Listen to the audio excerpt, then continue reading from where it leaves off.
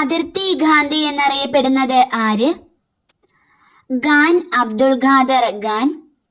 സ്വാതന്ത്ര്യലബ്ധിക്ക് ശേഷം ഗോവ പോർട്ടുഗീസുകാരിൽ നിന്ന് വീണ്ടെടുക്കുന്നതിനായി ഇന്ത്യ നടത്തിയ സൈനിക മുന്നേറ്റം അറിയപ്പെടുന്നത് ഓപ്പറേഷൻ വിജയ്.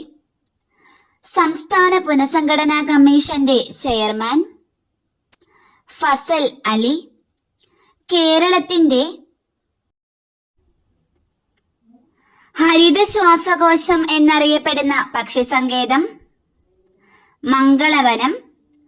സിംഹവാലൻ കുരങ്ങുകളുടെ ആവാസ വ്യവസ്ഥയായി നിലനിർത്തുന്നത് സൈലന്റ് വാലി ദേശീയോദ്യാനം.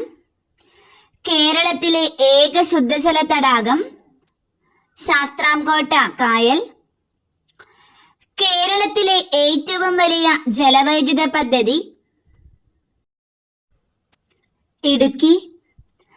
മത്സ്യബന്ധനം ഏറ്റവും കൂടുതലുള്ള ജില്ല ആലപ്പുഴ. കേരളത്തിലെ ഏക ചന്ദന നിർമ്മാണ division Marayur. Important question answers ആണ്, എല്ലാ കൂട്ടുകാരും പഠിക്കുക. Thank you for watching.